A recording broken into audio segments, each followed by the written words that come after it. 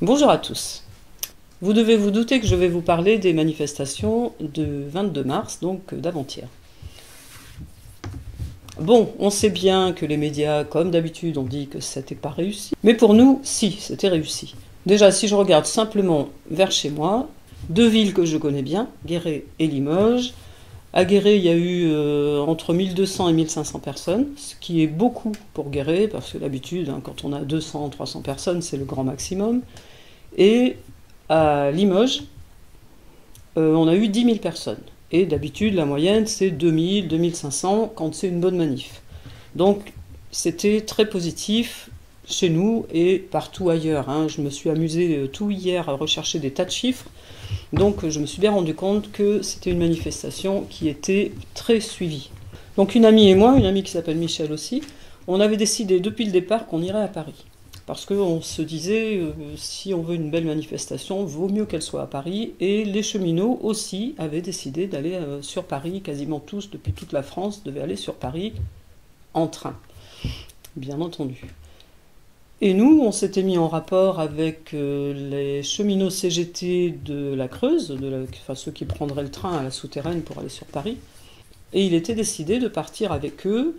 On avait un horaire qui était 8h50 à la souterraine pour Paris. Et au dernier moment, le 21, au soir, mon contact CGT cheminot me dit il n'y aura pas de train. Tous les trains sont supprimés, on ne pourra pas aller à Paris, donc nous, on va manifester à Guéret. Elle me dit on se retrouve à Guéret.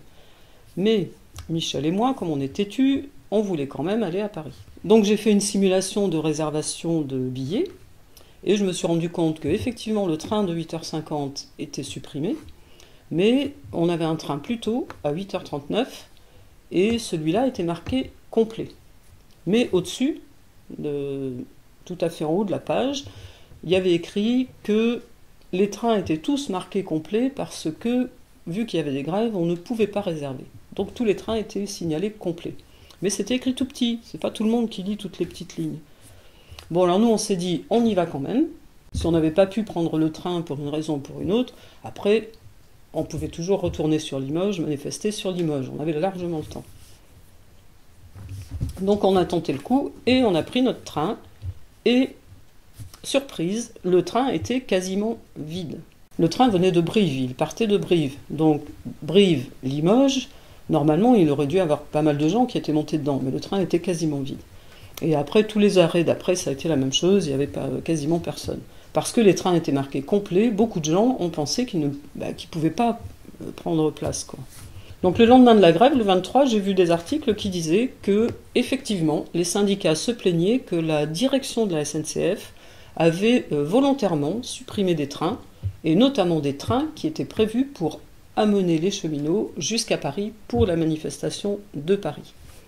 Donc moi je sais que sur la Creuse ça a été le cas, leur train a été supprimé, donc tous les cheminots creusois qui voulaient monter à Paris n'ont pas pu le faire.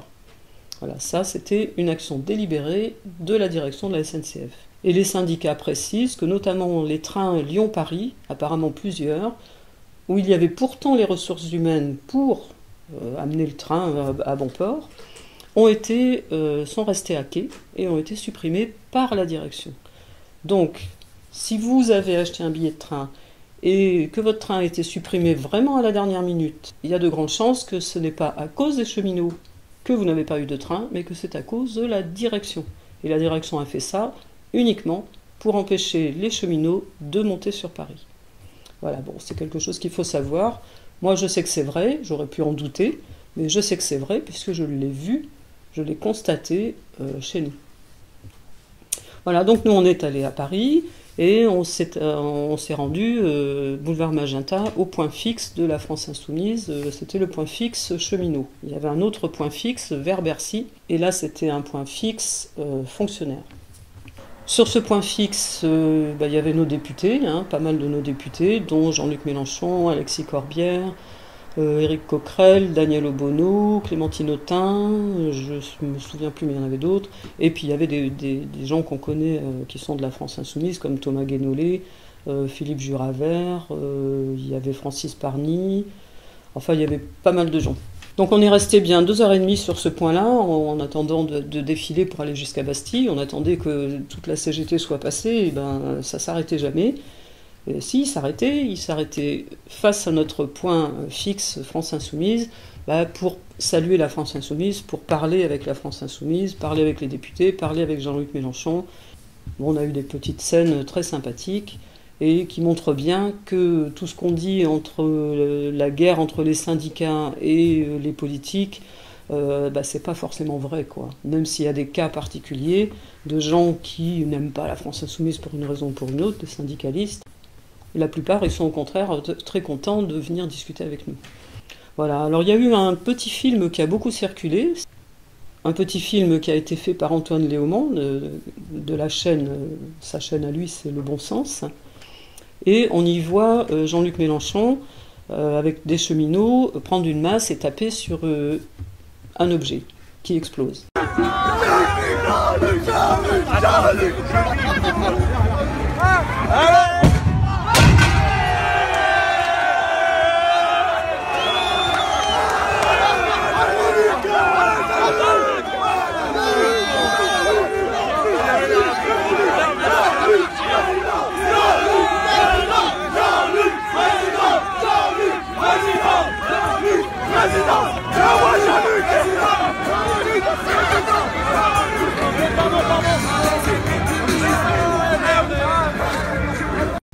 Alors j'ai entendu sur des chaînes de télé, ils ont dit qu'il a fait exploser des fumigènes. Non, c'était pas des fumigènes. On ne fait pas exploser des fumigènes, ça marche pas comme ça. C'était des mines, c'était une mine d'alerte, ce qu'on appelle une mine d'alerte.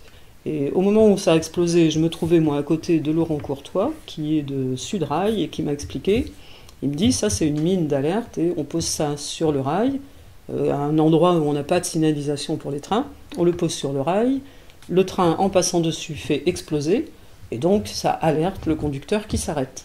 Voilà, c'est tout simple en fait, mais ça n'a rien à voir avec des fumigènes. Voilà, donc on a eu nous une très belle manifestation, on avait eu énormément de monde. Je ne suis absolument pas d'accord avec les chiffres qui ont été donnés, et je m'étonne même du chiffre de la CGT pour Paris. Pour les autres villes, on a des chiffres qui nous paraissent à peu près normaux, mais pour Paris, le chiffre est très bas, et même le chiffre donné par la CGT. Alors maintenant, les médias, ils ont leur façon de compter. Alors j'ai trouvé un article où ils expliquent exactement, sur Libération, ils expliquent comment ils comptent. C'est-à-dire, ils mettent dans un appartement une sorte de caméra, et dans un autre appartement, une autre caméra, un objet électronique qui va décompter, et il se place à 2 points stratégiques, seulement 2 points stratégiques à l'arrivée sur Bastille. Et c'est comme ça qu'ils disent on a eu tant de personnes. Mais bon, les arrivées ne se font pas sur un petit couloir dans une rue. Il en arrive de partout. Il y a des gens qui ne vont pas jusqu'à Bastille. La façon dont ils comptent, ça paraît assez très réducteur. Mais bon, comme ils ont trouvé ça, maintenant, c'est comme les sondages, pour eux, c'est le chiffre, leur chiffre, c'est le bon. Et puis ils donnent un chiffre très précis, hein. Ils ne vont pas vous dire qu'il y avait 50 000 personnes, ils vont vous dire qu'il y avait 48 350. Donc ça fait plus sérieux, ça paraît être des chiffres plus réels. En fait, ça ne l'est pas du tout. Alors moi, je me suis amusée, je me suis bien amusée. J'ai demandé aux gens de me donner les chiffres de leur ville. J'ai demandé ça sur Facebook, comme j'ai pas mal d'amis, et beaucoup de gens m'ont répondu. Donc je suis arrivée à répertorier 68 villes, sur environ 170 où il y avait des actions. 70 villes qui étaient déclarées comme ayant des actions, pas les toutes petites villes. Parce que je sais aussi qu'il y a eu des petits rassemblements, des tout petits rassemblements de 20-30 personnes dans des petites communes, des personnes qui sont allées juste manifester devant leur mairie, notamment des personnes âgées, parce qu'ils n'avaient pas les moyens d'aller dans les grandes villes où ils n'avaient pas envie, donc ils sont allés manifester devant leur mairie, et il y a eu comme ça plein de tout petits rassemblements qui n'ont bien sûr pas été décomptés dans les chiffres finaux. Alors sur mes 68 villes, j'ai pris 2 chiffres, le plus petit, en général donné par la police, et le plus grand donné par les syndicats. Je suis arrivé à un total, uniquement avec mes 68 villes, entre 294 000 manifestants pour le chiffre inférieur, 395 000 pour le chiffre supérieur, pour 68 villes, c'est-à-dire qu'il m'en manque au moins la moitié. Alors pour Paris, moi j'y étais, tous ceux qui y étaient, on sait très bien qu'il n'y a pas eu 55 000 personnes, même 65 000 personnes, il y en a eu beaucoup, beaucoup, beaucoup plus. Alors, je me suis quand même amusée à rapporter les moyennes. Bon, c'est un calcul c'est plus un exercice intellectuel ou un exercice de curiosité, enfin, c'est plus un exercice que j'ai fait. Je ne prétends pas avoir une vérité, hein. J'ai utilisé une logique mathématique et ça me montre quand même que pour Paris, je n'ai pas calculé pour toutes les villes, pour Paris, on a un chiffre nettement inférieur à ce qu'il était en réalité. Et même la CGT a donné un chiffre assez bas, et là je ne comprends pas pourquoi. J'aimerais bien connaître la raison pour laquelle la CGT a donné un chiffre aussi bas que ce qu'elle a donné. Alors c'est simple, mes 68 villes, j'ai pris sur Wikipédia le nombre d'habitants par ville. Donc j'ai fait des moyennes, hein, tout simplement, la moyenne basse, c'est-à-dire les chiffres donnés par la police, qui m'ont fait une moyenne de manifestants par nombre d'habitants, et la moyenne haute, qui était donnée par généralement les syndicats. Si je rapporte les chiffres que j'ai trouvés sur mes 68 villes à toute la population française, ça me donne donc un nombre théorique de manifestants entre 1,2 million et 1,4 million. Donc on est quand même très loin des chiffres donnés qui arrivent au mieux pour 500 000 pour la CGT. Mais je vous ai déjà dit que rien qu'avec mes 78 villes, je tombe à 395 000 manifestants, alors qu'il me manque à peu près la moitié de la France. Voilà, donc quand même il faut tenir compte de ça aussi. Et alors je me suis dit, pour Paris, je vais faire le rapport pour Paris. En prenant le rapport inférieur, je trouve 227 000 manifestants. Et si je prends le rapport supérieur, c'est-à-dire en prenant les chiffres que donne la moyenne des chiffres donnés par les syndicats, j'arrive à 266 000 manifestants. Et bien franchement, pour avoir été sur place, comme je vous l'ai dit, on était boulevard Magenta à notre point fixe. Ensuite, on est descendu sur Bastille, hein, avec le cortège. Il y avait encore des gens derrière. On n'en voyait pas la fin du cortège qui arrivait de Gare de l'Est et qu'après qui partait vers Bastille. C'était vraiment, il y avait énormément de monde. Donc les 55 000 ou les 60 000 qui disent, c'est pas possible. C'est absolument impossible. Pour Paris, ce n'est pas possible. Il y avait beaucoup plus que ça. Donc on va sur Bastille. Après, nous, on se dirige vers Austerlitz pour reprendre notre train. Et on s'arrête dans un petit café, là où il y a des arcades, les belles arcades de l'avenue Daumesnil. Et il y avait encore plein de gens qui venaient.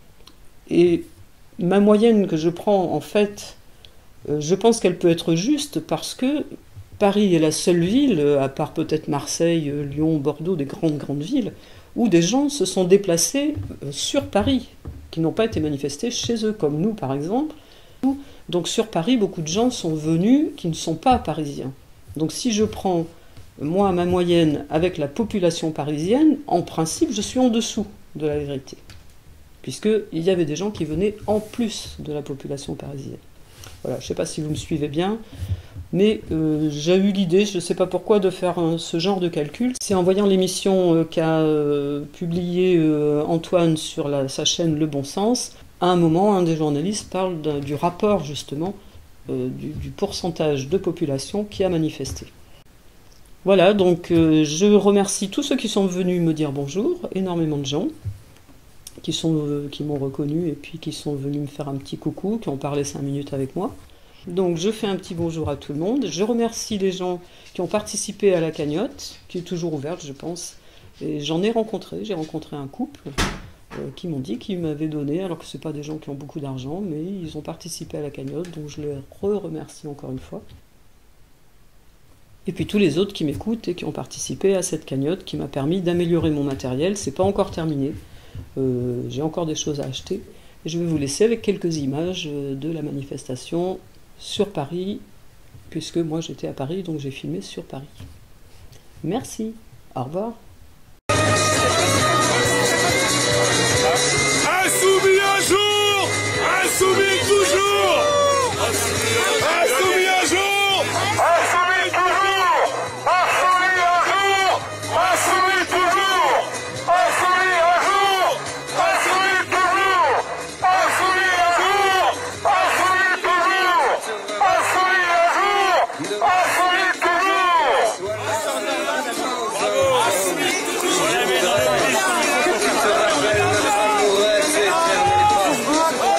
Jean-Luc,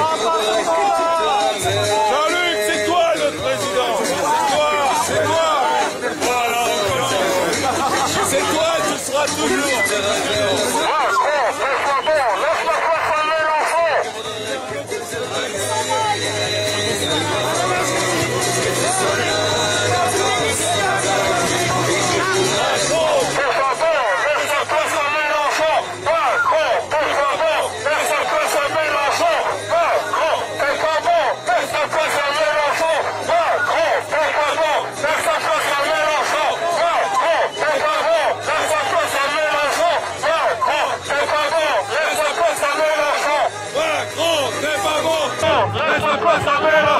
Macron, t'es pas bon, laisse la place à Mélenchon.